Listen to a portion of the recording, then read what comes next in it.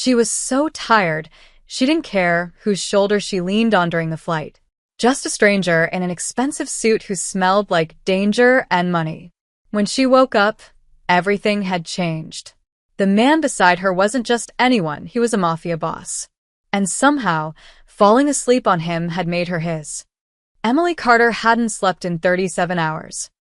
She knew the exact number because she'd been counting each miserable one, watching the clock on her phone while her 6-month-old daughter Lily screamed through another round of teething pain. The eviction notice was still crumpled in her purse. The last $143 to her name was tucked in her bra. And this red-eye flight from Newark to Chicago was her last hope, a job interview with her cousin's cleaning company. Not glamorous, but it came with housing. If she got there alive. The plane was half empty, a blessing. Emily had scraped together the money for the ticket by selling her laptop, her grandmother's ring, and her dignity. She'd called every friend she had. Most didn't answer. She stumbled down the aisle, Lily finally quiet against her chest in the baby carrier. The flight attendant gave her that look, the one that said, "Please don't let your baby cry." Emily was too tired to care. "Excuse me," she whispered to the man in the aisle seat. Her assigned seat was by the window. He didn't move. "Sir? I need to." The man turned his head slowly, and Emily's words died in her throat. He was younger than she expected, maybe mid-30s, with sharp cheekbones and eyes so dark they looked black in the dim cabin lighting. His suit probably cost more than her car used to, back when she had one. Everything about him screamed danger and money, the kind of man who made people step aside without him saying a word. "Window seat," she managed, her voice barely audible. He studied her for a long moment, his gaze dropping to the sleeping baby, then back to her face. Without a word, he stood and moved into the aisle. He was tall, well over 6 feet, with shoulders that seemed too broad for the narrow space. Emily slid past him, catching a whiff of expensive cologne, and collapsed into her seat. She was already asleep before the plane finished boarding. The turbulence woke her 3 hours later, but only barely. Her head had rolled to the side, and she realized with horror that she was leaning against the stranger's shoulder. His very solid, very expensive suit-clad shoulder. She jerked upright. "Oh God, I'm so sorry." "Don't move," his voice was low, commanding, with a razor's edge beneath it. Emily froze. Then she heard it, voices raised near the front of the cabin. Shouting. A woman screaming. "Mommy," she whispered, her hand instinctively covering Lily's head. The stranger, no, not a stranger anymore, something worse, was staring straight ahead, his jaw tight. His hand had moved inside his jacket. 3 men in black ski masks stormed down the aisle. Passengers screamed. The flight attendants backed away, hands raised. Emily's blood turned to ice. The lead gunman pointed directly at her row. "Adrian Romano," he shouted. "Your bride dies tonight." Time seemed to fragment. The man beside her, Adrian, moved faster than Emily thought possible. His gun was out before the attackers finished speaking. The first shot echoed like thunder in the enclosed space, and the lead gunman's mask bloomed red. Lily started screaming. Emily tried to shield her baby, but a second attacker grabbed Emily's hair and yanked her into the aisle. "The bride," he yelled. "We have the bride." "I'm not," Emily gasped, but the man wasn't listening. He pressed a gun to Lily's carrier, and Emily's entire world narrowed to that single black barrel. Adrian shot him through the throat. The third attacker opened fire wildly. Passengers dove under seats. Adrian shoved Emily down, his body covering hers and Lily's as bullets shredded the seats around them. Emily felt the heat of the gunfire, smelled gunpowder and blood, heard her daughter's terrified cries mixing with screams and chaos. Then silence. Terrible, ringing silence. Adrian pulled back, blood on his face, not his own. His dark eyes locked on Emily's, and she saw something flicker there. Recognition. Understanding. Concern. "They called you the bride," he said quietly. "I don't know what that means." Emily was shaking so hard she could barely speak. "I don't know you. I just needed to get to Chicago." They think you're her, his jaw clenched. My enemies think you're my fiancé. But I'm not. Tell them. Tell them I'm nobody. Adrian's expression turned grim. He stood, stepping over bodies with practiced ease, and pulled out his phone. Around them, passengers were crying, some injured, all traumatized. The flight attendants were trying to calm everyone, but Emily could see the terror in their eyes. Too late, Adrian said into his phone. They saw her. They tried to take her alive. Full security team when we land. He paused, listening. No. She comes with me. If I leave her, they'll kill her within the hour just to be sure. What? Emily struggled to stand, clutching Lily tightly. No. No. I have a job interview. I have to. Adrian looked at her with something that might have been pity in a different man. In him, it looked like a death sentence being signed. You fell asleep on the wrong shoulder, Emily Carter. He must have seen her driver's license when she dropped her purse. Your old life ended the moment they called your name. Now you're coming home with me, or you're dying tonight. Those are your only options. Emily's vision swam. The plane was descending, emergency landing, someone was saying. Lily's cries had reduced to hiccuping sobs. Blood pooled in the aisle. Who are you? Emily whispered. Adrian Romano smiled, and it was the coldest thing Emily had ever seen. I'm the reason they wanted you dead, he said. And now I'm the only reason you'll stay alive. The plane's wheels hit the tarmac with a violent bounce, and Emily felt consciousness slipping away. The last thing she saw before everything went black was Adrian reaching for her, his blood-stained hands surprisingly gentle as he caught her fall.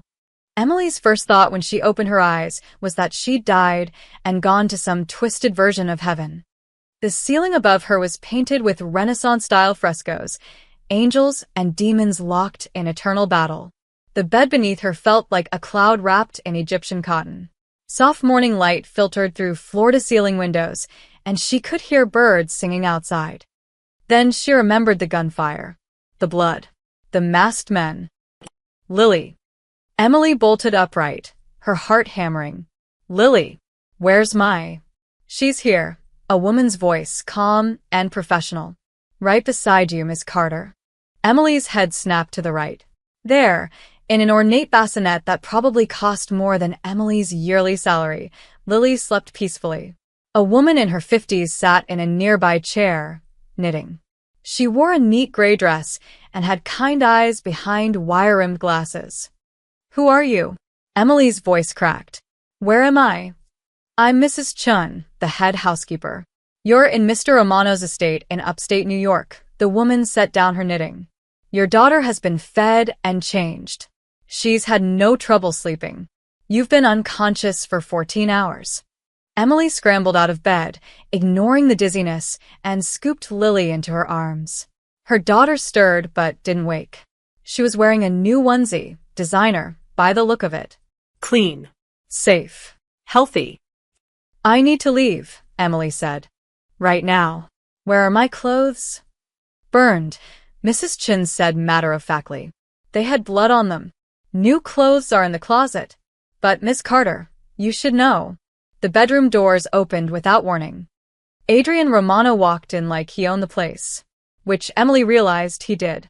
He changed from his blood-spattered suit into dark slacks and a crisp white shirt, sleeves rolled to his elbows. He looked like he'd stepped out of a magazine spread about dangerous, beautiful men. You're awake, he said. Good. We need to talk. I'm leaving, Emily said, backing toward the window with Lily clutched to her chest. Thank you for whatever this is, but I'm taking my daughter and going where? Adrian's tone was patient, like he was explaining simple math to a child. Back to your apartment? Oh wait, you were evicted 3 days ago. To that job interview in Chicago? The one you missed because you were unconscious in my house. Emily's face burned. How do you know about? I know everything about you now. Emily Marie Carter, age 26, from Newark, New Jersey. Daughter of Linda Carter, deceased. Father unknown. No siblings. No college degree. $3,000 in debt. One daughter, Lily Rose Carter, 6 months old. Father not listed on the birth certificate. Adrian moved closer, his dark eyes never leaving hers. I also know that 4 different Mafia families now think you're my secret fiancé, and they all want you dead. Emily's knees went weak. But I'm not. I'm nobody. Just tell them. Tell them what?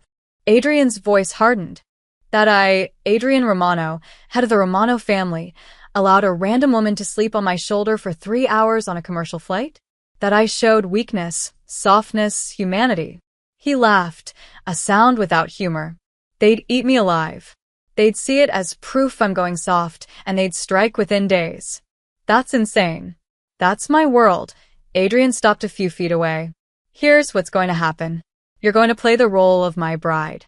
You'll appear at family functions, be seen at my side, and convince everyone that you are exactly who they think you are. Absolutely not. Emily's voice rose, and Lily stirred against her shoulder. She forced herself to speak quieter. I won't lie. I won't pretend to be someone I'm not. I just want to take my daughter and disappear. You can't disappear from these people, Adrian said quietly. They'll hunt you. They'll find you. And they'll kill you just to hurt me. Before Emily could respond, the doors opened again. 5 men walked in, all wearing expensive suits, all with the same cold, calculating eyes as Adrian. They arranged themselves around the room like pieces on a chessboard. The council wants to meet her, the oldest one said.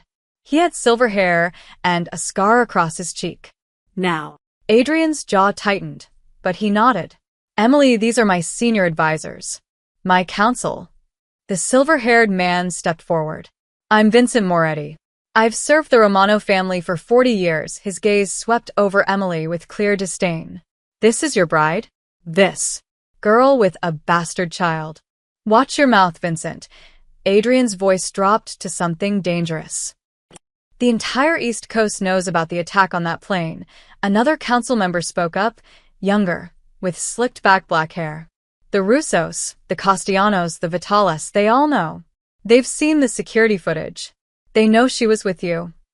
Then it's simple, Emily said desperately. Release a statement. Tell them it was a mistake.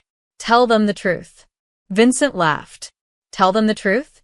That Adrian Romano, the most feared man in 5 states, let some random waitress fall asleep on him like he's a common man? That he protected her and her child like they mattered. They do matter, Adrian said quietly. The room went silent. Vincent's eyes narrowed. Whether she is your bride or not is irrelevant now. She must stay. To deny her, to send her away, is to admit weakness. It's to tell every family that we were fooled, that we're vulnerable, that we made a mistake. He turned to Emily. You'll play this role, girl. Or we'll ensure you can't tell anyone the truth. Ever. Emily understood the threat. Her arms tightened around Lily. How long? She whispered. Until we eliminate the threat, Adrian said.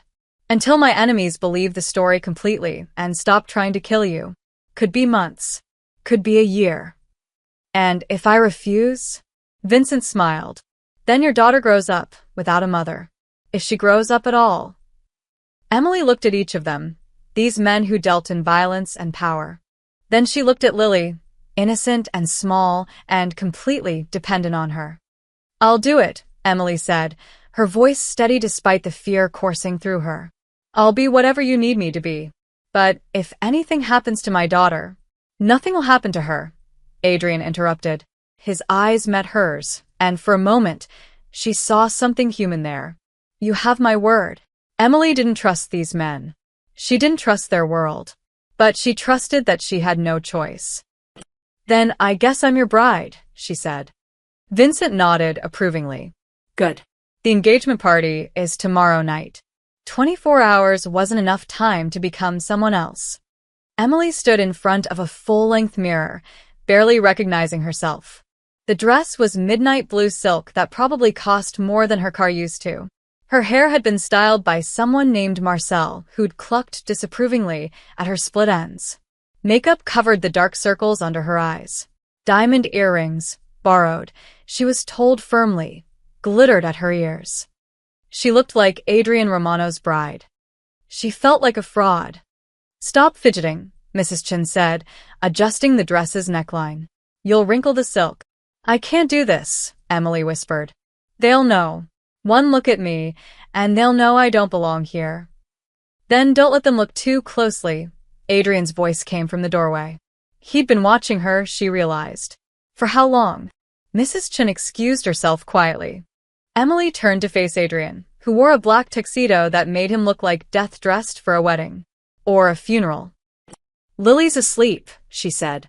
It was the first thing she always said now. The only thing that mattered. I know. 6 guards outside the nursery. Another 4 patrolling the hallway. Adrian crossed the room, moving with that predatory grace that made Emily's instincts scream danger. No one gets near her without my permission. You promise? I don't make promises I can't keep, he stopped in front of her, studying her face.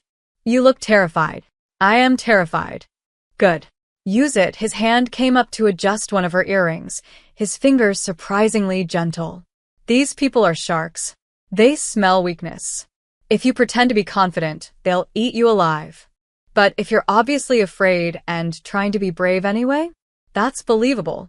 That's a woman in love trying to fit into her fiancé's dangerous world. Emily's breath caught. He was right. God help her, he was right. What do I call you? She asked. In front of them, something flickered in his dark eyes. Adrian. Just Adrian, he stepped back, offering his arm. Ready? No. Perfect. Let's go. The ballroom looked like something out of a movie. Crystal chandeliers, marble floors, women dripping in jewels and men in expensive suits. Over 100 people had come to celebrate the engagement of Adrian Romano to his mystery bride. Every single one of them turned to stare when Emily entered on Adrian's arm. Smile. Adrian murmured. You're madly in love with me, remember? Emily forced her lips to curve upward. It felt like showing teeth to wolves. They descended the grand staircase together. Whispers erupted like wildfire. That's her? So young. Where did he find her? I heard she is a child. Adrian's hand tightened on hers, a warning or comfort. Emily couldn't tell. He led her to the center of the room, where Vincent Moretti stood with several other older men in expensive suits. These were the real power players, Emily realized. The ones who decided who lived and died. Gentlemen, Adrian said smoothly. My fiancée, Emily Carter. Emily felt their eyes dissecting her. Looking for weakness. For lies. Miss Carter, Vincent's smile didn't reach his eyes. What a surprise you've been. Mr. Moretti, Emily's voice came out steadier than she felt. Thank you for coming. I wouldn't miss it, Vincent gestured to the room. The Romano family has many friends here tonight. And many rivals. All curious about the woman who captured our Adrian's heart. A woman approached, perhaps 40, beautiful in the way a knife was beautiful, sharp and dangerous. Her red dress cost more than Emily's entire existence. Isabella Russo, she introduced herself, her Italian accent thick. My family and the Romanos have been competitors for generations. Her eyes swept over Emily. You're not what I expected. No. Emily managed. I expected sophistication. Breeding. Someone worthy of the Romano name. Isabella's smile was poison. Instead, I find a girl playing dress-up. Adrian's expression turned glacial. Careful, Isabella. Oh, I mean no offense, Isabella sipped her champagne. I'm simply curious about the child everyone's whispering about. Your heir, presumably? The room seemed to hold its breath. Emily felt heat crawl up her neck. They all knew. Of course they knew. Lily was only 6 months old. The timeline didn't work.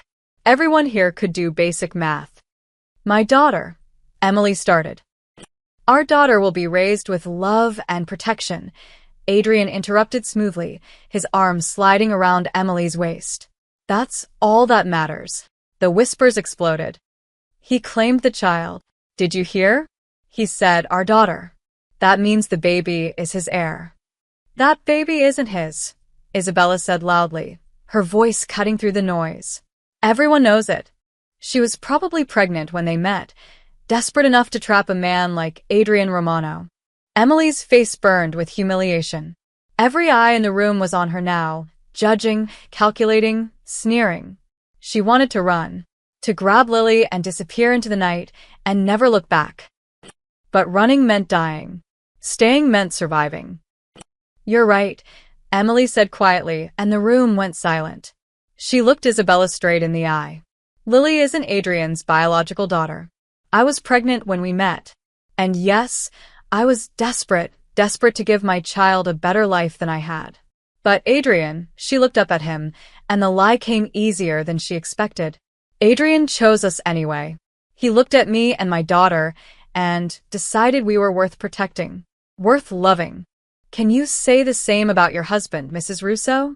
Isabella's face flushed red. Apparently everyone knew her marriage was a cold business arrangement. Adrian's lips twitched, almost a smile.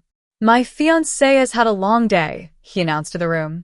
"We'll be making our rounds shortly." He led Emily away from Isabella's furious glare through the crowd of staring faces. Emily's hands were shaking. "That was either very brave or very stupid," Adrian murmured. "Probably both," Emily's voice trembled. "They hate me. They all think I'm some gold digger who trapped you with another man's baby. They think you're smart enough to secure your future. In this world, that's a compliment." They stopped near the windows overlooking the garden. Emily could see guards patrolling below, Protecting them. or trapping her. She wasn't sure which. Adrian, a man, approached, younger, maybe 30, with cold blue eyes. "Congratulations. Your bride is unexpected. Marcus Vitali," Adrian said tightly. "What do you want?"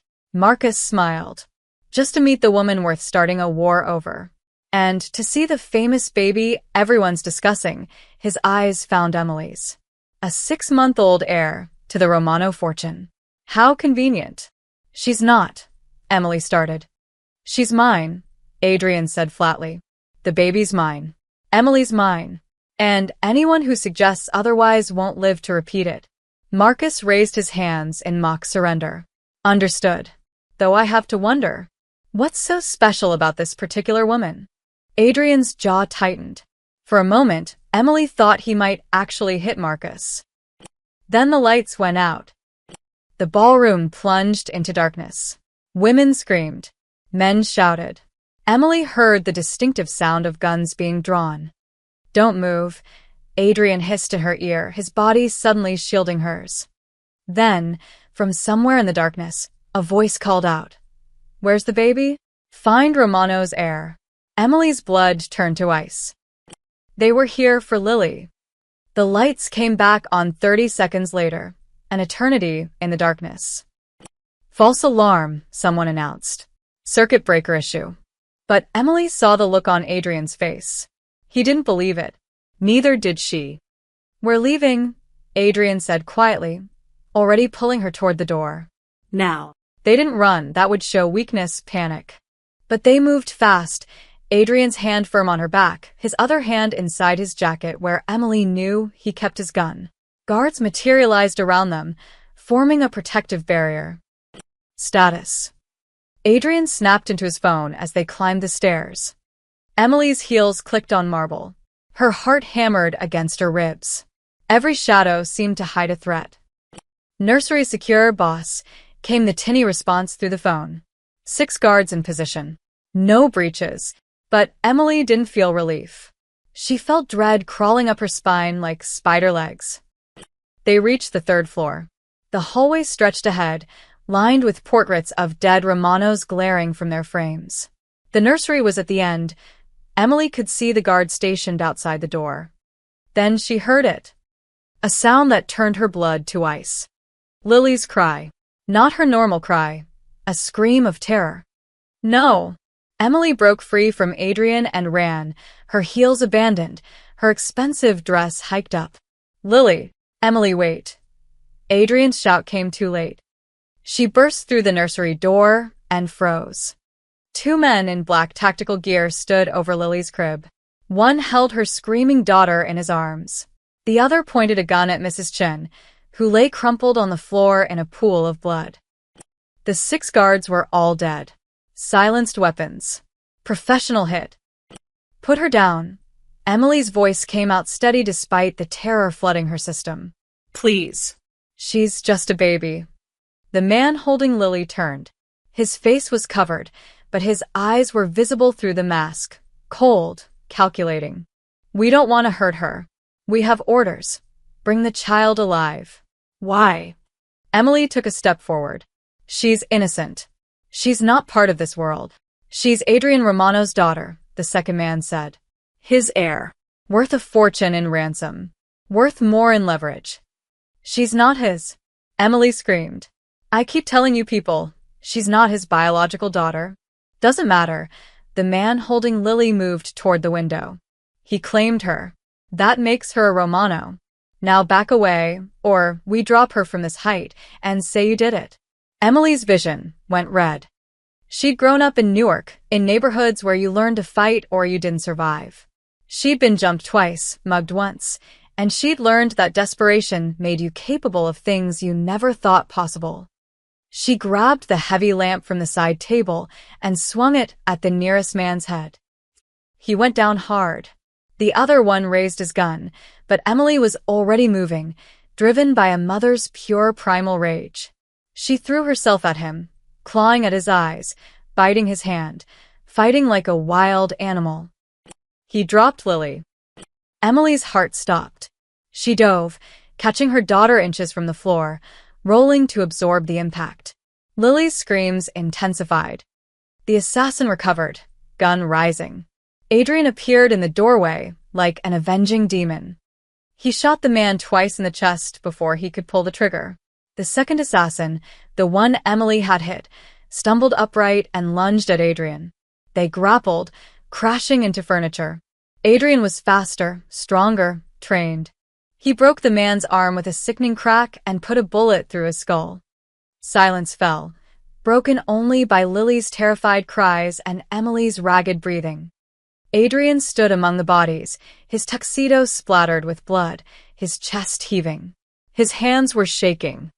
Emily had never seen his hands shake before. Is she hurt?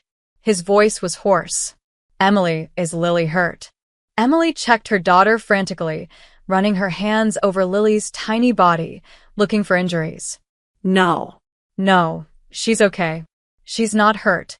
Adrian crossed the room in 3 strides and dropped to his knees beside them. His hands hovered over Lily, trembling, as if he was afraid to touch her. They wanted her alive, he said quietly. They were going to take her. To use her against me. Because they think she's yours. Emily looked at him, really looked at him. This dangerous man who killed without hesitation, who ruled an empire of violence, was shaking because a baby had almost been taken. Adrian, why are you? I did this, his voice cracked. I brought you into this world. I put her in danger. If they'd taken her, he stopped, his jaw clenched so tight Emily could see the muscles jumping. Lily's cries had quieted to hiccuping sobs. Emily watched, stunned, as Adrian slowly, carefully, reached out and touched Lily's tiny hand with one finger. Lily's fingers curled around his, instinctively grabbing on. Adrian's expression shattered. She trusts me, he whispered. After everything, she still trusts me. Emily didn't know what to say. This wasn't the cold Mafia boss who'd commandeered her life. This was a man who'd seen something innocent almost destroyed because of him, and it had broken something inside. Footsteps thundered down the hallway. Vincent and the other council members arrived, guns drawn, taking in the carnage. Sir, the party, Vincent started. End it, Adrian stood, his mask sliding back into place. But Emily had seen beneath it now. She'd seen him vulnerable. Everyone leaves. Full lockdown. Triple the guard on this wing. Adrian, Vincent began. They came for my daughter. Adrian's roar echoed through the nursery. They broke through 6 of my best men. They touched my child. I want to know who sent them, how they got in, and why my security failed. Vincent paled. We'll find out. You have 12 hours. Adrian's voice dropped to something lethal. After that, I start killing people until I get answers. The council members scattered. Emily stayed on the floor, holding Lily, watching Adrian pace like a caged animal. Mrs. Chun groaned, still alive, shot in the shoulder. Adrian immediately called for the doctor, his voice gentle when he spoke to the injured woman. "You saved her," Emily said quietly. "If you hadn't come when you did, I should have been here sooner." Adrian turned to face her, his dark eyes haunted. "This is my world, Emily. This is what I brought you into. Every day you stay, every moment Lily's in this house, she's in danger. Then let us go." "I can't," his voice was raw. "If I let you go now, they'll hunt you forever. They truly believe she's mine. They think she's the Romano heir. Killing her becomes a strategic necessity." Emily looked down at Lily, who was finally calming in her arms. Her innocent, beautiful daughter who'd done nothing wrong except fall asleep on a plane next to the wrong man. "What have we done?" Emily whispered. Adrian knelt beside her again, and this time he didn't hesitate. He reached out and gently stroked Lily's cheek with the back of his knuckles, a gesture so tender it made Emily's throat tight. "We survived," he said softly, "and we'll keep surviving. Together." For the first time since this nightmare began, Emily believed him. Emily didn't sleep that night. She sat in a chair beside Lily's new crib. They'd moved to a different room, one with reinforced doors and bulletproof windows. A dozen guards patrolled outside. It should have felt safe. It felt like a prison. The sun rose over the estate, painting everything gold, and Emily finally let herself feel the rage that had been building since the moment those men touched her daughter. She found Adrian in his study at 7 a.m., still wearing his blood-stained tuxedo. He stood at the window with a glass of whiskey, staring at nothing. "This is your fault," Emily said from the doorway. Adrian didn't turn. "I know." "No, I don't think you do." Emily walked into the room, her hands clenched into fists. "My daughter almost died last night. They broke into her room. They put their hands on her. They were going to take her, and it's because of you." "Emily." "Don't Emily me." Her voice rose. "I was nobody. I was a waitress with a baby, trying to survive, trying to make rent, trying to give my daughter a normal life.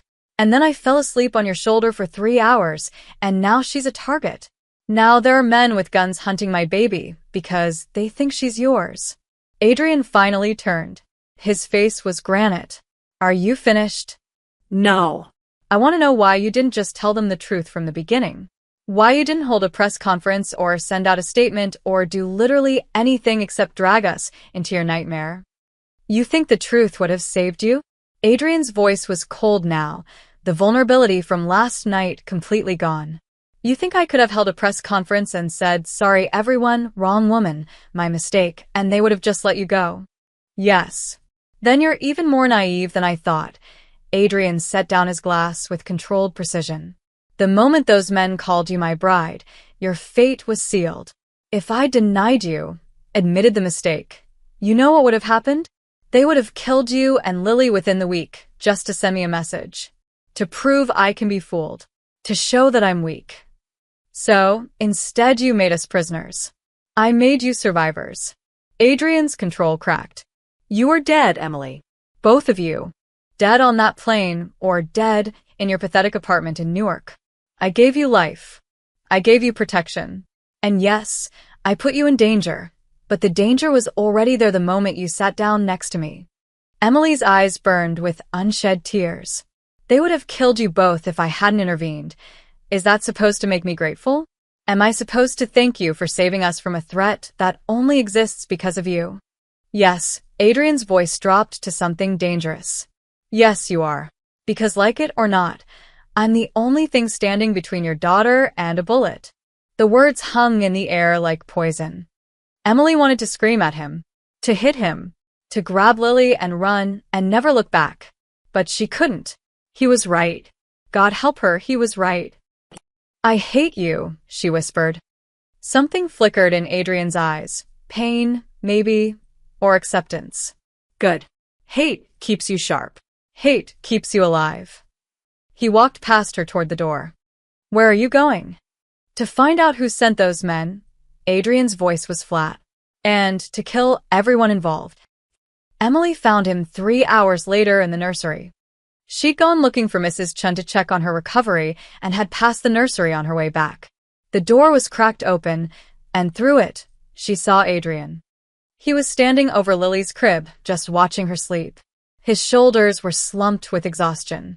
His hands gripped the crib's edge so tightly his knuckles were white. Emily should have walked away, should have given him privacy. Instead, she pushed the door open quietly and stepped inside. Adrian didn't turn, but his voice came soft. She looks so peaceful when she sleeps. Emily approached, standing on the opposite side of the crib.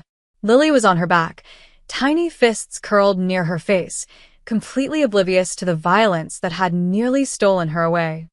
She's always been a good sleeper, Emily said. Even when she was a newborn. The nurses said it was unusual. She's lucky. Adrian reached down, his hand hovering over Lily. But he didn't touch her. His hand trembled in the air, shaking like he was afraid. She's so small, so fragile. How do you stand it? Stand what? Knowing that the world could hurt her. That there are people who would. His voice broke. He pulled his hand back, but the trembling got worse. I've killed men without a second thought. I've ordered deaths. I've watched people beg for mercy and felt nothing. But last night, when I saw them holding her, he finally looked at Emily, and his eyes were haunted. My hands haven't stopped shaking, he admitted. Every time I close my eyes, I see them taking her. Every time I sleep, I have nightmares about what would have happened if I'd been 10 seconds slower. Emily stared at him. This man who ruled through fear and violence was falling apart over a baby that wasn't even his. Why do you care so much? She asked. She's not yours. You said it yourself, we're nobody. Adrian was quiet for a long moment. Then, slowly, carefully, he reached down again. This time his shaking hand touched Lily's tiny foot, so gentle it barely made contact. Lily stirred, but didn't wake. Her little toes curled reflexively around his finger. Adrian's breath hitched. I had a sister once, he said quietly. Isabella. She was 5 years younger than me. She used to grab my finger just like this when she was a baby. His jaw clenched. I was 17 when our enemies came for our family. They killed my father, my mother, and they took Isabella because they knew it would destroy me. Emily's heart clenched. Adrian. I never saw her again. 20 years, and I still don't know if she's alive or dead. His eyes were locked on Lily, on that tiny foot wrapped around his finger. Last night, when those men had her, all I could see was Isabella. All I could think was not again. Never again. He pulled away, his hand still shaking, and scrubbed it over his face. You asked why I care, he said, his voice rough. That's why. Because I failed to protect someone innocent once, and I've spent 2 decades living with that guilt. I won't fail again. Emily felt her anger crumbling. She didn't want to feel sympathy for this man. Didn't want to see him as anything other than the monster who dragged her into hell. But watching him tremble over her daughter, seeing the raw pain in his eyes, she couldn't help it. I'm sorry, she said softly. About your sister.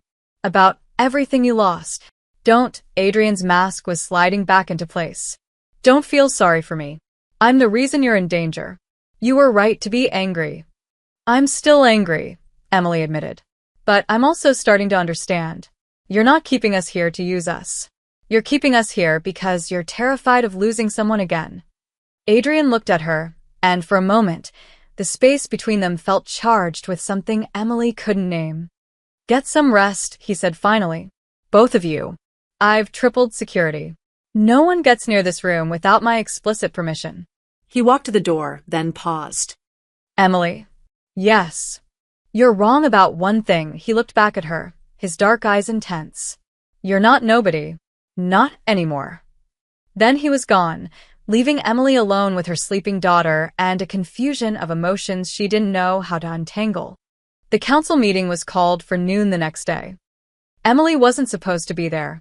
She was supposed to stay in her room with Lily, protected and ignorant. But she'd learned the estate's layout by now, learned where the air vents carried sound, learned which hallways led to which rooms. She stood in the adjoining office, door cracked, and listened. This has gone too far, Adrian Vincent's voice was hard. That attack last night wasn't random. It was coordinated. Professional. They bypassed our security, like it was nothing. I'm aware, Adrian's tone was ice. Then you're also aware that the target was the child, another voice, Marcus, one of the younger council members. Your supposed heir. Every family on the East Coast now believes that baby is the future of the Romano Empire. Good, Adrian said flatly. Let them believe it. Good. Vincent's voice rose. Adrian, we have dead guards. We have a compromised security system. We have enemies circling like sharks because they smell weakness. All because of a woman you sat next to on a plane. Emily's hands clenched. She shouldn't care what they thought. But hearing them talk about her like she was a problem to be eliminated made her blood boil. She's not just some woman. Adrian's voice was dangerous now. She's under my protection. Protection we can't afford to give. Marcus slammed his hand on the table. Do you know how many resources we're burning keeping her alive? How many men we've had to pull from other operations? The Russo family is making moves in Brooklyn because half our soldiers are here playing babysitter. Then pull more men. I don't care. Adrian, listen to reason. Vincent's voice turned calculating. If she isn't really your bride, then cast her out. Send her away. Release a statement saying it was all a misunderstanding. Take the short-term embarrassment to end the long-term threat. And when they kill her and the baby the moment she leaves this estate, what then? Then that's unfortunate, Marcus said coldly. But not our problem. She made her bed when she fell asleep on your shoulder. We shouldn't have to die for her mistake. Emily felt sick. Her child paints a target on all of us. Another council member spoke up, Antonio, who ran their operations in New Jersey. Every day they're here. We're vulnerable. Our families are vulnerable. My wife is terrified to leave the house because she thinks someone will grab her to get leverage over you. Your wife is fine, Adrian said. Is she? Because last week someone followed her from the grocery store. Left a note on her windshield that said, "Tell Adrian his bride's days are numbered." Antonio's voice shook with anger. This isn't sustainable. You need to choose. The girl and her bastard child, or the family you've sworn to protect. The room went silent. Emily held her breath, waiting. Part of her expected Adrian to fold, to give in, to do what made tactical sense. They were right. She was a liability. Lily was a target. Every moment they stayed put more people in danger. Gentlemen, Adrian's voice dropped to something lethal. I'm going to say this once, and only once. Emily Carter and her daughter are under my protection. They stay in this house. They stay under my guard. And anyone, family, rival, or council member who touches them dies. Painfully. Am I clear? You're choosing her over us? Vincent sounded stunned. I'm choosing honor over cowardice. I'm choosing to protect someone innocent rather than throw her to the wolves to save myself embarrassment. Adrian's chair scraped back. And if any of you have a problem with that, the door is right there. Leave. Walk away. But know that if you do, you're dead to me. Adrian, you're not thinking clearly, Marcus tried. This woman has gotten under your skin. Maybe it's because of your sister. Maybe it's because... The sound of a gun cocking silenced him. Finish that sentence, Adrian said softly. Please. No one spoke. Emily and Lily stay, Adrian continued. End of discussion. Now get out. All of you. Figure out how to fix our security, find out who sent those assassins, and stop whining about resources. We're the Romano family. We don't abandon people under our protection because it's inconvenient. Emily heard footsteps, the sound of men leaving. But Vincent's voice came one more time, lower, meant only for Adrian. You're making a mistake. This attachment will destroy you. Then I'll be destroyed.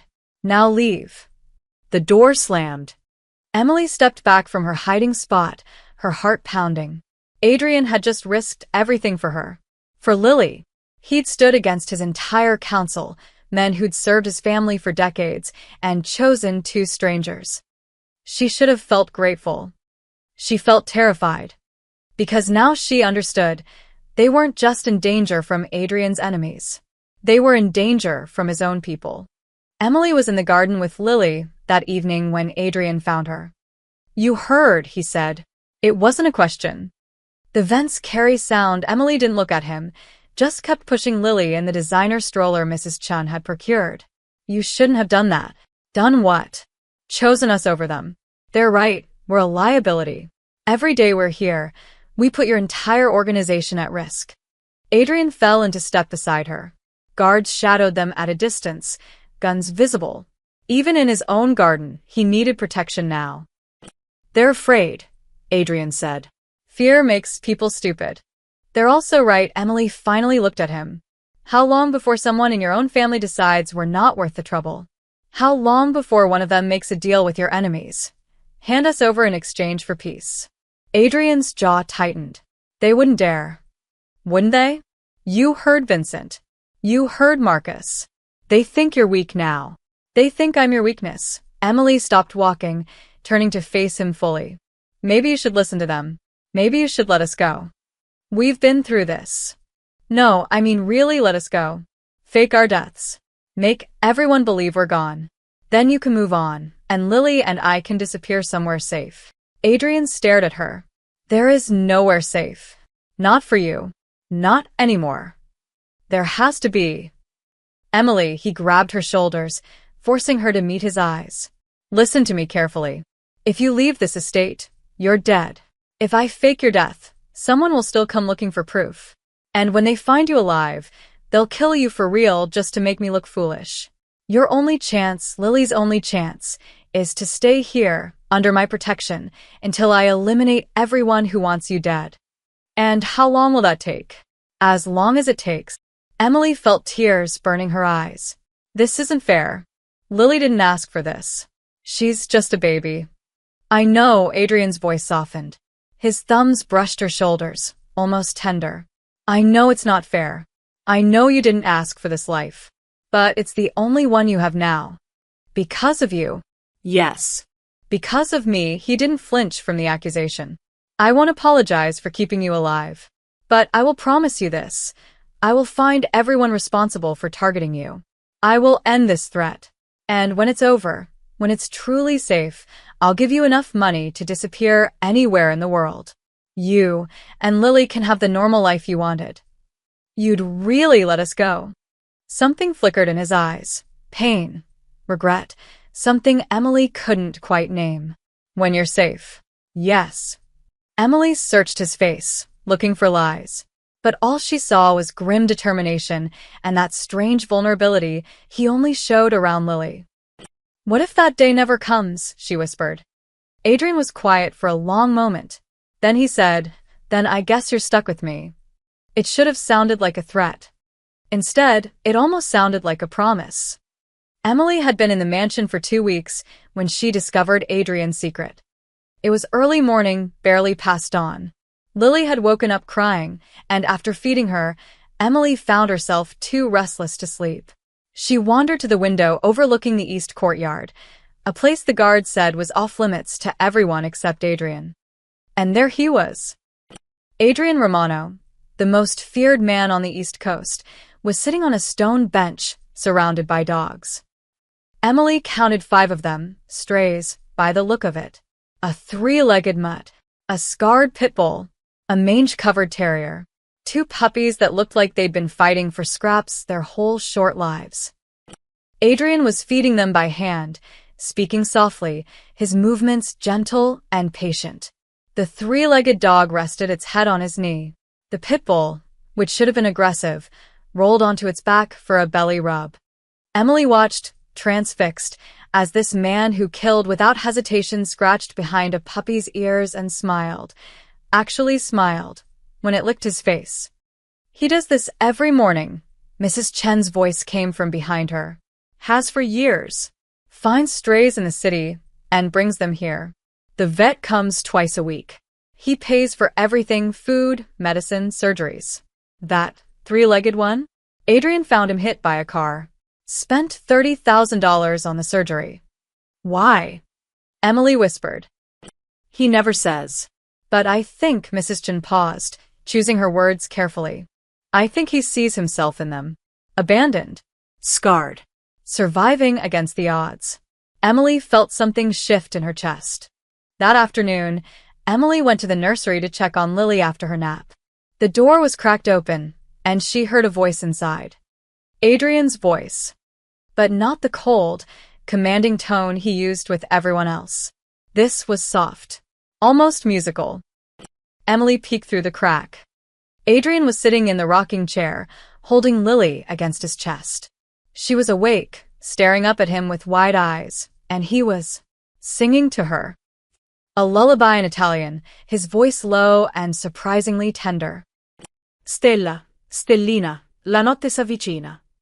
Lily's tiny hand had wrapped around his finger. She cooed softly, mesmerized by his face. You're safe here, little one, Adrian murmured between verses, switching to English. I know you don't understand, but I promise you, no one will ever hurt you. Not while I'm alive. He pressed a gentle kiss to her forehead. You and your mother. You've changed everything. Do you know that? Lily made a happy gurgling sound. Adrian laughed, actually laughed. It was quiet, almost rusty, like he hadn't used that sound in years. Yeah? You think that's funny? Your mama would probably tell me I'm the reason you're in danger in the first place. And she'd be right. But I'm going to fix it. I promise. Emily's throat went tight. She should announce herself. Should walk in.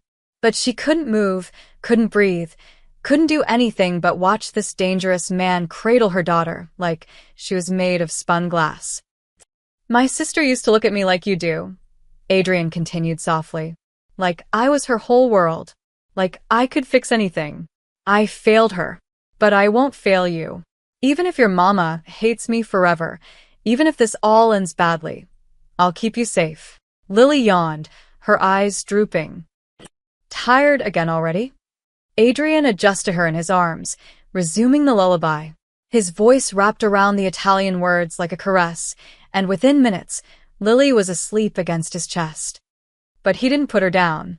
He just sat there, holding her, his eyes closed, looking more at peace than Emily had ever seen him. She backed away quietly, her heart hammering for reasons she didn't want to examine. 3 days later, Emily found herself in Adrian's study. He'd called her there to discuss new security protocols, but when she arrived, he was standing at the window, shoulders tense. You wanted to see me? Emily asked. Adrian didn't turn. Do you ever wonder what your life would have been like if you'd chosen a different seat on that plane? The question caught her off guard. Every day. Would you have gotten the job in Chicago? Probably not. I wasn't qualified. I was desperate. Emily moved closer. Why are you asking? Because I destroyed your life. Adrian's voice was flat. You should have had the chance to fail on your own terms. To struggle and maybe succeed. To give Lily a normal childhood. Instead, you got me. You also saved our lives. From a threat that exists because of me. That's not salvation. That's just less guilt. Emily studied his reflection in the window. He looked exhausted. There were shadows under his eyes, tension in every line of his body. The weight of protecting them, of defying his counsel, of fighting enemies on all sides, it was crushing him.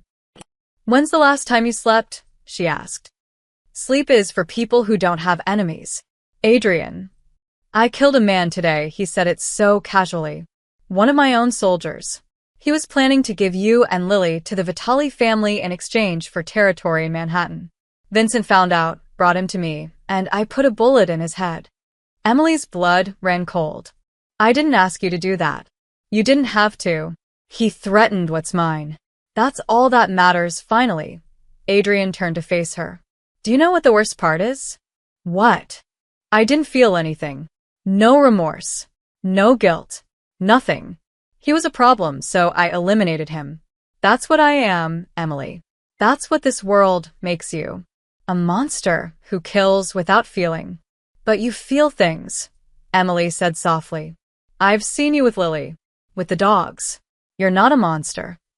Yes, I am. I just hide it better around her. No, Emily stepped closer, close enough to see the gold flecks in his dark eyes. Monsters don't feed stray dogs. Monsters don't sing lullabies. Monsters don't look at a baby that isn't theirs and promise to protect her with their last breath. Adrian stared at her. You were watching me. You were being human. It's hard to miss. Something shifted in the air between them. Adrian's gaze dropped to her lips, then back to her eyes. The space separating them felt charged, dangerous in a way that had nothing to do with violence. You should go, Adrian said roughly. Before I do something we'll both regret. Emily knew she should listen. Should turn around and walk away. This man was dangerous. Complicated. The architect of all her problems. But he was also lonely. Burdened.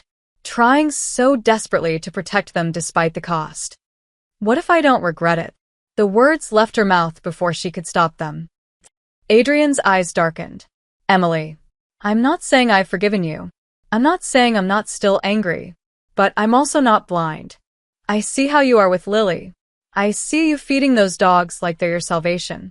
I see you carrying the weight of keeping us alive and it's… She stopped, unsure how to finish. It's what? It's breaking you. And somehow, that makes you more human than anyone else in this place. Adrian closed the distance between them in one step. His hand came up to cup her face, thumb brushing her cheekbone. You deserve better than me. Probably Emily's heart was racing. But I'm stuck with you anyway. Emily, her name sounded like a prayer and a warning. If we do this, if we cross this line, there's no going back. Maybe I don't want to go back. For a moment, she thought he'd kiss her. His face was so close, his breath warm against her lips, his eyes burning with something that made her knees weak. Then Lily's cry echoed from upstairs. They jumped apart like they'd been burned. Adrian stepped back, his mask sliding into place. You should check on her. Emily nodded, her cheeks burning. Right. Yes. I should. She fled the room, her heart pounding, leaving Adrian standing alone in his study looking like a man who'd just lost something he never really had. The package arrived during breakfast 3 days later. Emily was in the dining room with Lily, trying to get her to eat mashed bananas, when Adrian burst through the door with Vincent and Marcus behind him. His face was stone. Emily, take Lily upstairs. Now. The tone in his voice made her blood freeze. What's wrong? Now, Emily. She gathered Lily quickly, but not quickly enough. As she reached the door, Vincent blocked her path. She stays, Vincent said coldly. She needs to hear this. Adrian's eyes flashed dangerously. Vincent. The council has been called. Emergency session. She's the subject. Vincent's gaze cut to Emily like a knife. She deserves to know what's coming. 10 minutes later, Emily stood in Adrian's conference room holding a fussy Lily, surrounded by 15 men in expensive suits who looked at her like she was already dead. On the table sat a manila envelope. This arrived this morning, Vincent announced to the room. Delivered by the Castellano family with their compliments. He opened the envelope and spread papers across the table. Hospital records, birth certificates, background checks. Emily's entire life laid bare. Emily Marie Carter, Vincent read aloud. Born March 15, 1999, Newark Medical Center. Father, unknown.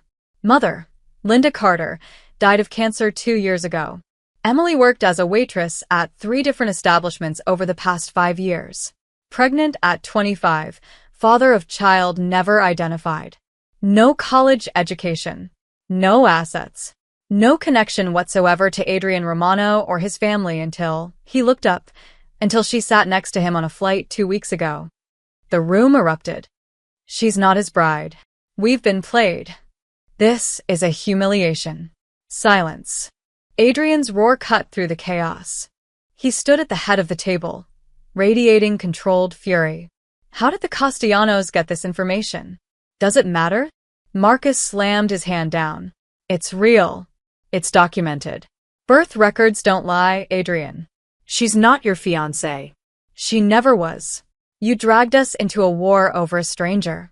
We knew she might not be, Adrian started. We hoped she was, Vincent interrupted. We hoped there was some secret engagement, some hidden relationship that justified all of this.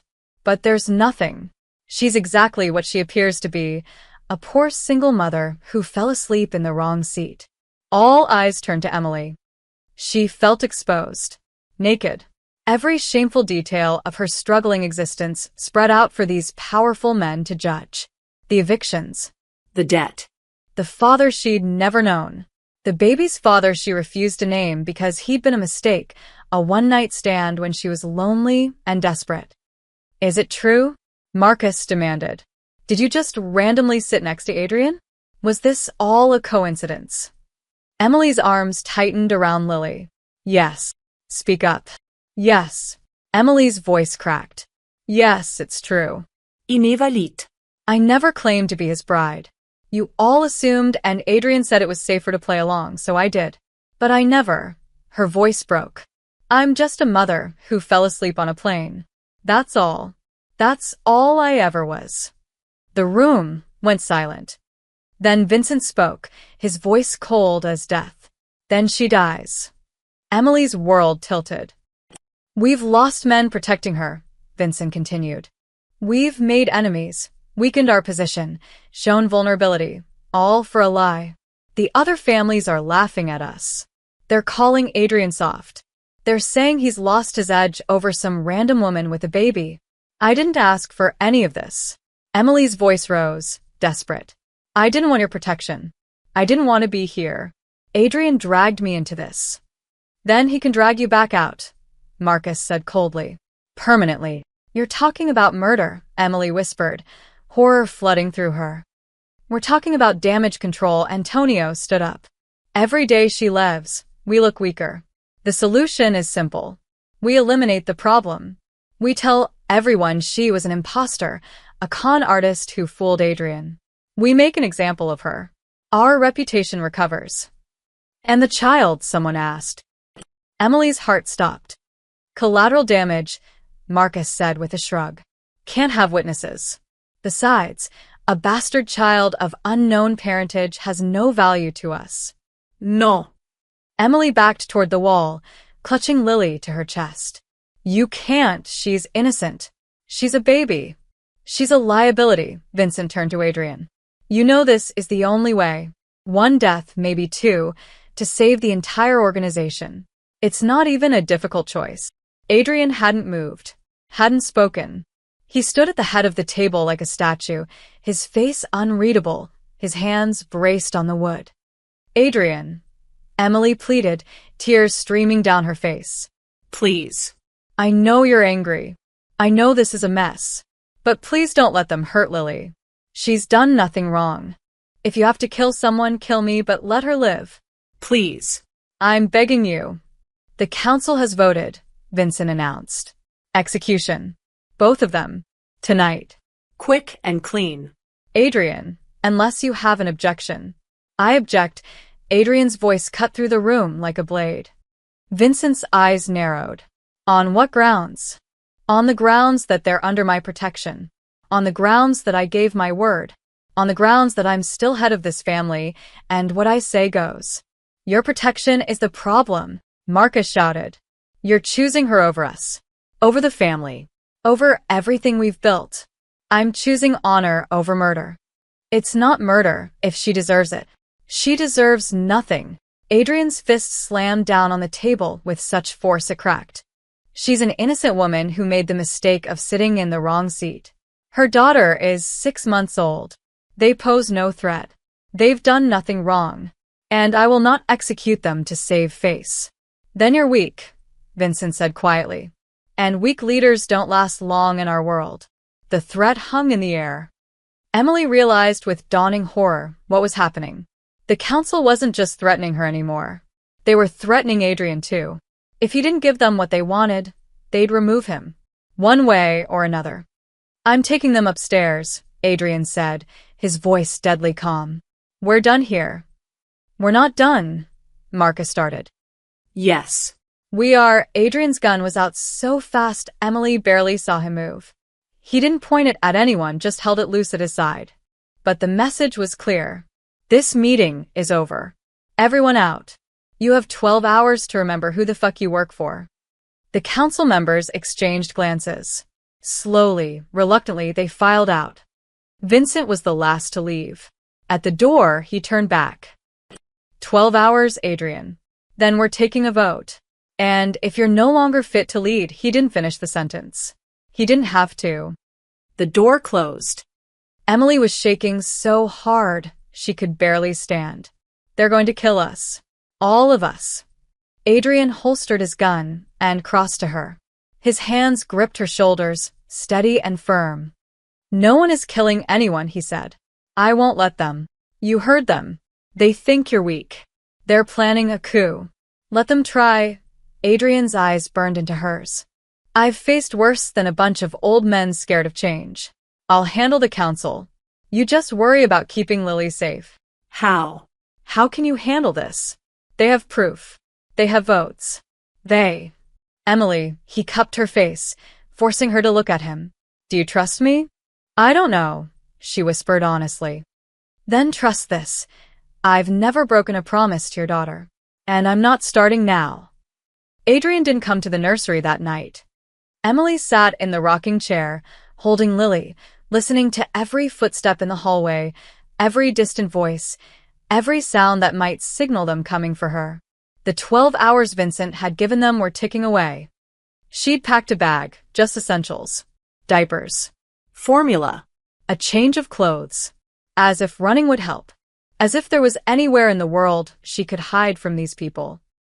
Around midnight, she heard it. A soft knock. It's me. Adrian's voice came through the door. Emily's heart jumped. Come in. He entered quietly, closing the door behind him. He looked exhausted, his shirt untucked, his hair disheveled, shadows under his eyes that hadn't been there this morning. He'd been fighting for her. She could see it in every line of his body. Is it done? Emily whispered. Did they? We need to talk. Adrian moved to the window, staring out at the dark grounds. Guards patrolled below with flashlights and rifles. Privately. Can Mrs. Chin watch Lily? Fear spiked through Emily's chest. Why? What's happening? Please, Emily. Mrs. Chin appeared as if summoned. She'd probably been waiting in the hall. She took Lily gently, the baby barely stirring, and disappeared into the adjoining room. Emily stood, her legs unsteady. Tell me. Adrian was quiet for a long moment. When he spoke, his voice was rough. The council gave me an ultimatum. Either I expel you and Lily by dawn, or they call for a vote of no confidence. If I lose, they remove me as head of the family. If I win, there's still a civil war. People will die. Our organization will tear itself apart. Emily's stomach dropped. So you're sending us away? That's one option. What's the other? I keep you here. I defy them. And I fight. Adrian turned to face her. But if I fight, people die. My people. Families get caught in the crossfire. And it's all because I won't give up a woman who is never supposed to be here in the first place. The words hit like a slap. You're right, Emily said, her voice shaking. I was never supposed to be here. This was never my world. So let me go. Let me take Lily and disappear. You can tell them you expelled us. Tell them we're dead. Tell them whatever you need to tell them. They'll hunt you.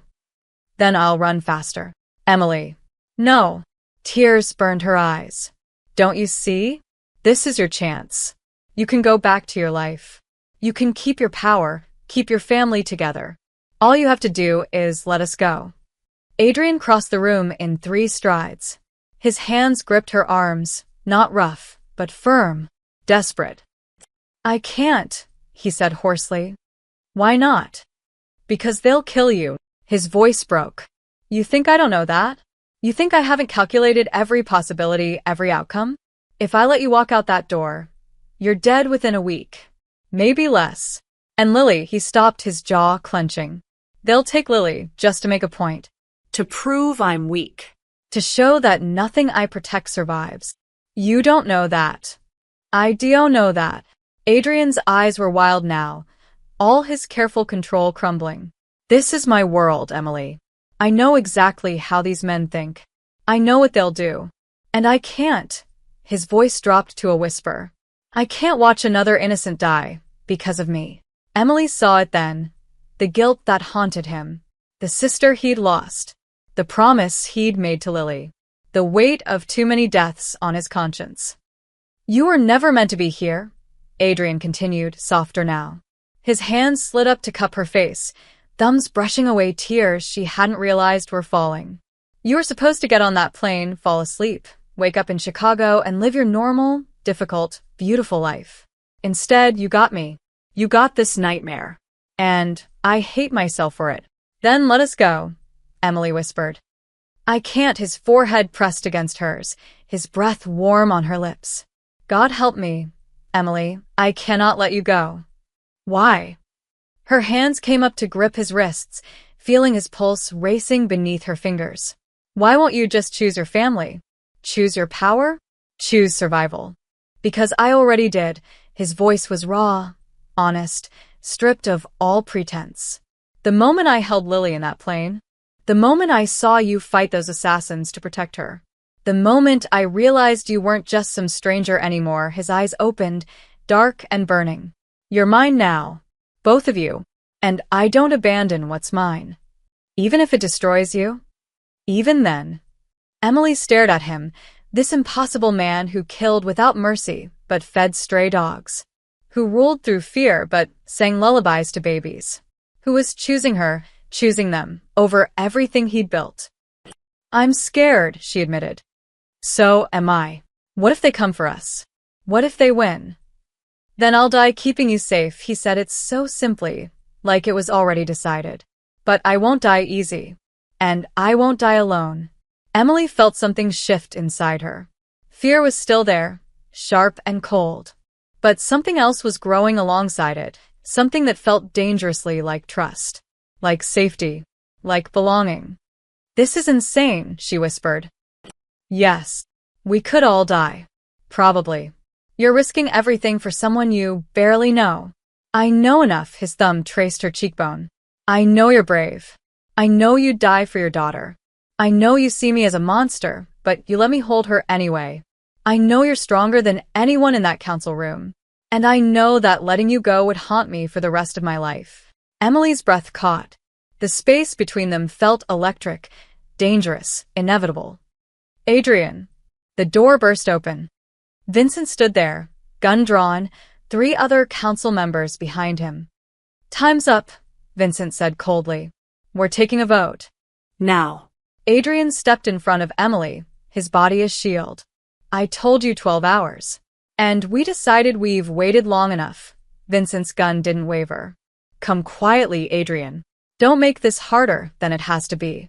You're really doing this? Adrian's voice was deadly calm. You're staging a coup? We're saving the family. From you, Vincent's eyes flicked to Emily. And from her, Emily's hands shook. This was it. The moment everything fell apart. Adrian's hand moved toward his gun. Don't, Vincent warned. You're outnumbered, outgunned. It's over. But Adrian smiled, that cold, terrible smile that Emily had seen on the plane. The smile of a man who'd already decided how this ended. Over? Adrian laughed softly. Vincent, it's just beginning. Then all hell broke loose. Adrian moved first. His gun cleared its holster in a blur. Vincent's shot went wide, intentionally, Emily realized. He didn't actually want to kill Adrian. He wanted to intimidate him. Big mistake. Adrian's bullet took Vincent in the shoulder, spinning him around. The other 3 council members scattered, shouting, scrambling for cover. Go! Adrian roared at Emily. Get Lily and... The window exploded inward. Glass shattered everywhere. Emily screamed, dropping to the floor as masked men rappelled through the opening. Not just through the window, they were coming through every window, every door, flooding the hallway outside. This wasn't the council staging a coup. This was a full-scale assault. Protect the child, someone shouted in Italian. No, not protect. Kill. Adrian shot 2 attackers before they hit the ground, but more kept coming. Too many. Way too many. Emily, run. Adrian's voice cut through the chaos. Emily scrambled toward the adjoining room where Mrs. Chun had Lily. Bullets chewed through the walls around her. She heard Adrian firing, heard men screaming, heard the terrible sounds of hand-to-hand combat. She burst through the door to find Mrs. Chun already holding Lily, tears streaming down her face. The tunnel, Mrs. Chin gasped. Behind the bookshelf. Adrian showed me in case. An explosion rocked the mansion. The lights went out. Emergency lighting flickered on, bathing everything in red. Emily grabbed Lily from Mrs. Chen's arms. Her daughter was screaming now, terrified by the noise. Emily pressed her close, whispering desperately, "It's okay, baby. Mama's here. Mama's got you." She heard Adrian in the other room, still fighting. How many were there? 10? 20? Mrs. Chin pushed the bookshelf aside, revealing a narrow passage. "Go. I'll seal it behind you." A bullet caught Mrs. Chun in the back. She fell forward into Emily's arms, blood spreading across her gray dress. No. Emily sobbed. No, no, no. "Go," Mrs. Chin wheezed. Blood bubbled at her lips. Protect her. Then she went still. Emily choked back a scream. She had to move, had to run, had to save Lily. She plunged into the tunnel, clutching her crying daughter, stumbling in the darkness. Behind her, she heard the bookshelf crash down. Someone had found the passage. The tunnel was narrow, claustrophobic. Emily ran blindly, one hand on the wall, the other cradling Lily. Her daughter's screams echoed off stone. Footsteps behind her. Getting closer. The tunnel opened into a wine cellar. Emily burst through, gasping, looking for an exit. There, stairs leading up. She took them two at a time, her legs burning. At the top, a door. Locked. No, no, no. Emily slammed her shoulder against it. Pain shot through her arm, but the door didn't budge. The footsteps in the tunnel were getting louder. Emily looked around frantically. Wine racks. Bottles. Nothing she could use as a weapon while holding Lily. She backed into a corner, turning her body to shield her daughter completely. If they wanted Lily, they'd have to go through her. A figure emerged from the tunnel. Not a masked attacker. Marcus, the young council member with slicked back hair. He had a gun. You, Emily breathed. You did this. You betrayed Adrian. Marcus smiled coldly. Betrayal requires loyalty. I was never loyal to a man who chose a whore and her bastard over the family. Where's Adrian?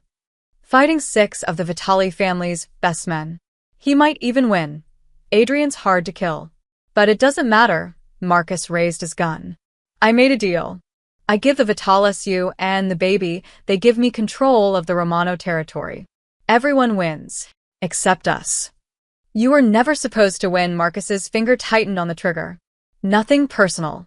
Just business. The door behind Emily exploded open. Adrian stood there, covered in blood, his own and others. His left arm hung useless at his side, bleeding heavily from a deep gash. His face was a mask of fury and pain. But he was alive, and he was holding a gun. Marcus, Adrian said, his voice eerily calm. Step away from them. You're too late, Marcus said. The Vitales are in the mansion. Your guards are dead. Your council is scattered. It's over, Adrian. You lost. I never lose. Adrian shot him. Not to kill, that would have been mercy. He shot Marcus in both knees, dropping him screaming to the floor. Then he crossed the cellar in 3 strides, stepped over Marcus's writhing body, and pulled Emily and Lily into his arms. Are you hurt? His hands ran over her frantically, checking for injuries. Emily talked to me. I'm okay. We're okay. Emily was shaking so hard she could barely stand. Mrs. Chun, she's dead. She saved us, and they killed her. I know. Adrian's voice cracked. I know. But you're alive. Lily's alive.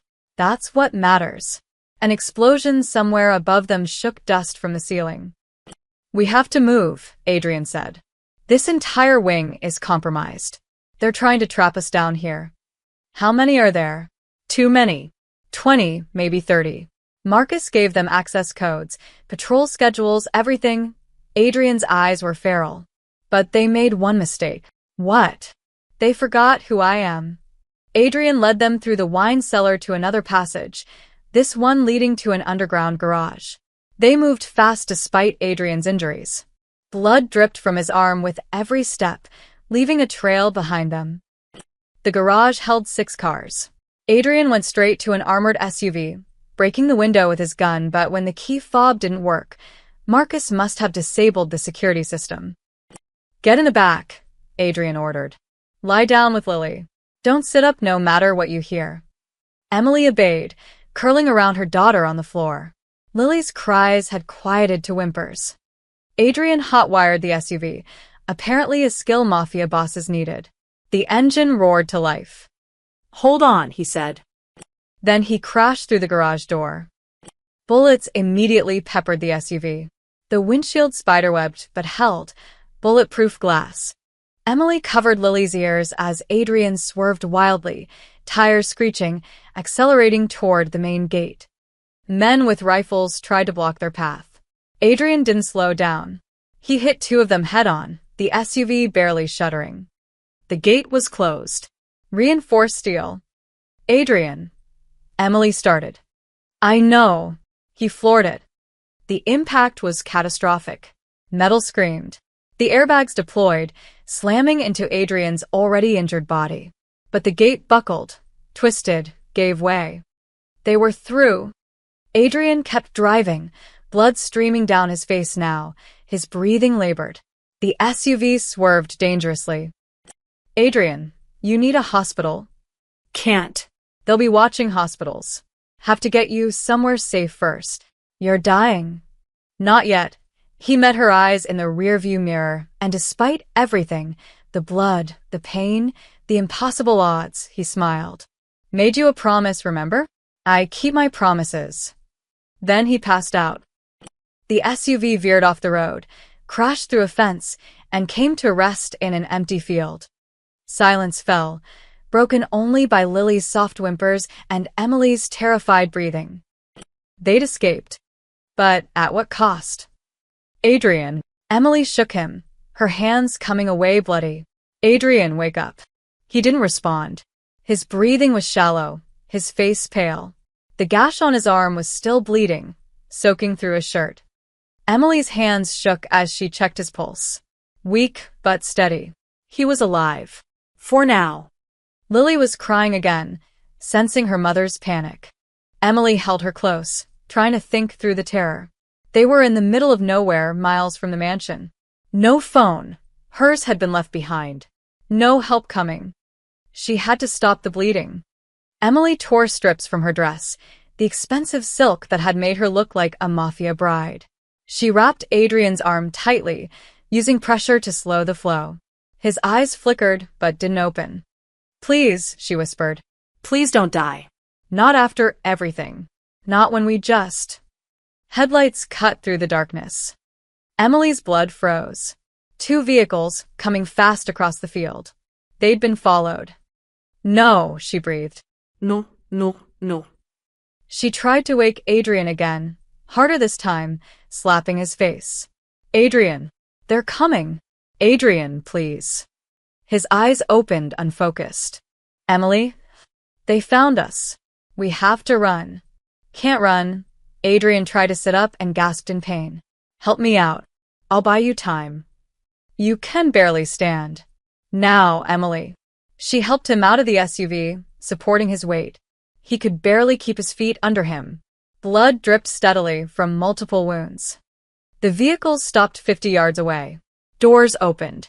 6 men got out, all armed. "There," one shouted.